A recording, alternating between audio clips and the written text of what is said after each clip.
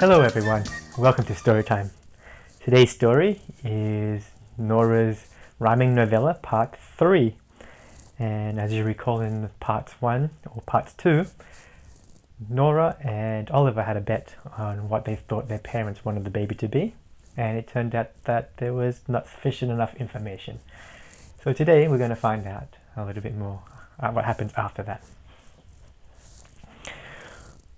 For 3 weeks, nothing changed. The days went on the same. The whole family laughed and danced, and on Wednesdays they would play games. Then there were times, here and there, where talk switched to the baby.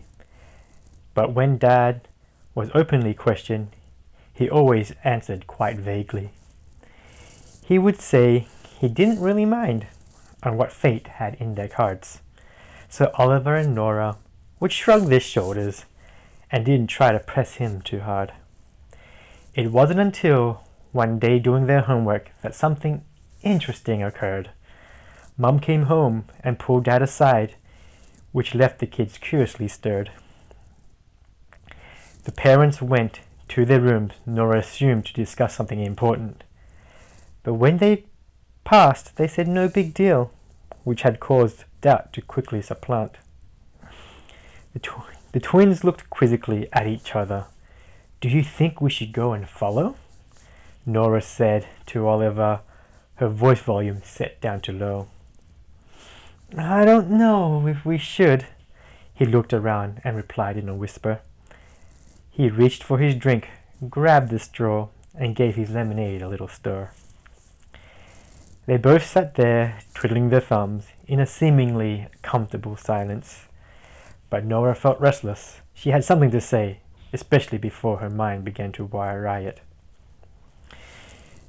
"Do you think they would tell us if it's something that is super important?" I don't know. They usually do, but not if it's something unpleasant." "It looked urgent. I want to know. We are, after all, a family. So if it is some really bad news, then I don't want it to affect us too badly."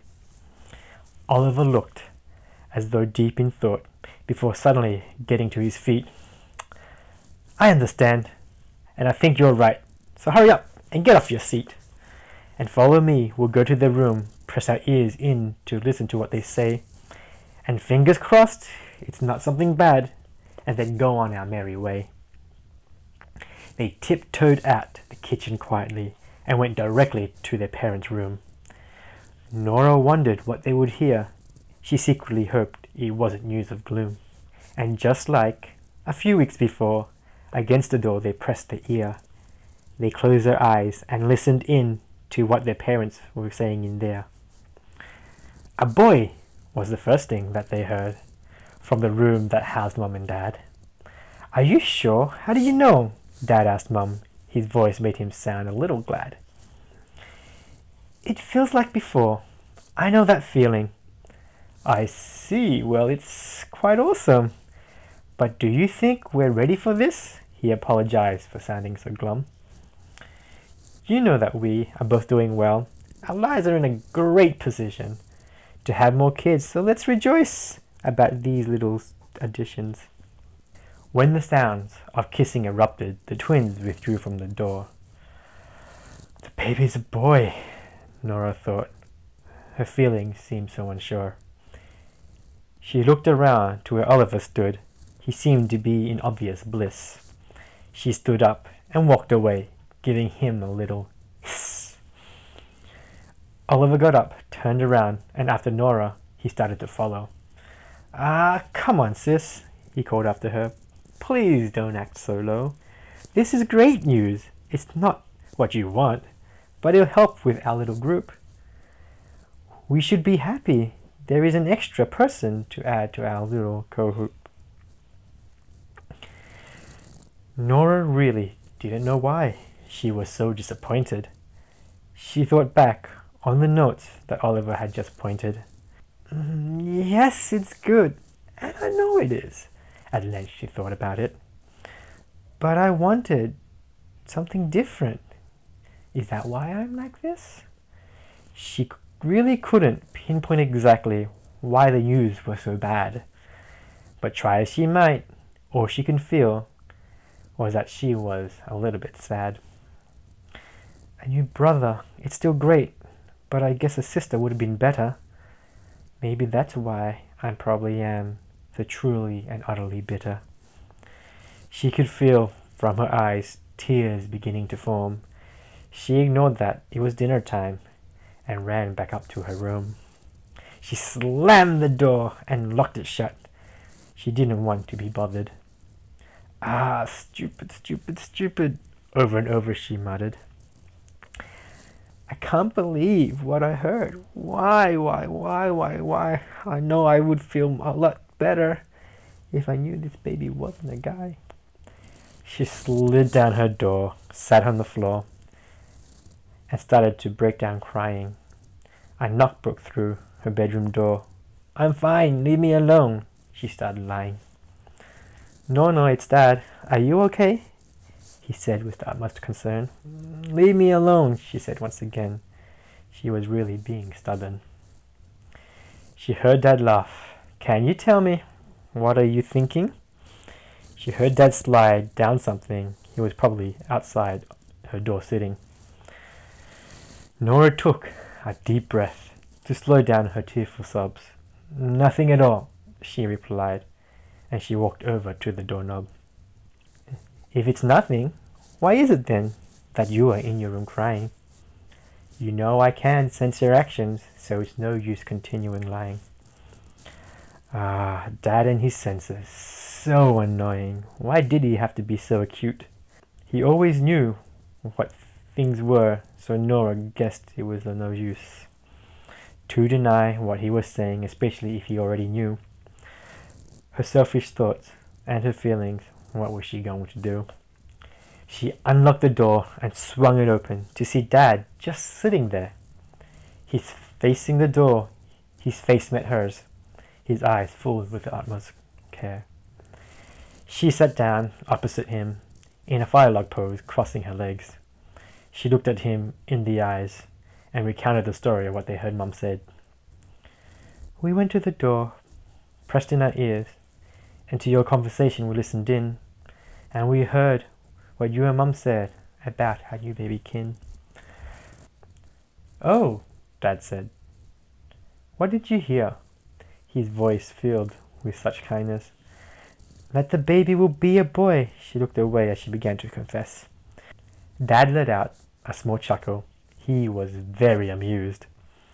Norah stared at her father and started feeling quite confused. Why are you laughing? It's not a joke. This is so infuriating. You always do this, she said to her dad. Her anger started alleviating. What you heard, I'm sorry to say, was not the complete information. There was a lot more, a whole lot more, to that small conversation. But I'm not going to tell you everything that we said. All I will say that is something for you to look ahead. There will be love and some joy that the baby will bring. So just let go of this completely unwarranted sting. He tilted his head, paused a little, and reached out and touched her cheek. He gave her a smile, showing his teeth, and her body started to feel weak. She felt ashamed, her face turned red, of what she thought and did. I'm sorry, Dad, about all of this. It's okay, you're only a kid. I remember that I would do the same thing when I was small. So it's expected. Everyone does it, so don't beat yourself up at all. She got up onto her knees and gave her dad a big hug. He returned it, double the strength, patted her back and said, my little ladybug. He gave her a kiss on the cheek and looked deep in her eyes. It's dinner time. Now let's go down. Yes, she simply replied. Dad and Norah went downstairs to see Oliver and Mum waiting. I'm sorry, everyone, Norah said, her step a little bouncing. They sat down in the chairs and quickly their dinner they ate. Pleasant conversations were had by all, and everyone finished feeling great. They got up and came back with dessert. And, to Nora's surprise, it was a cheesecake, the food that she loved, the winner of the bet's major prize. Oliver looked over to Oliver. "This is yours," she said in a whisper. Oliver shook his head.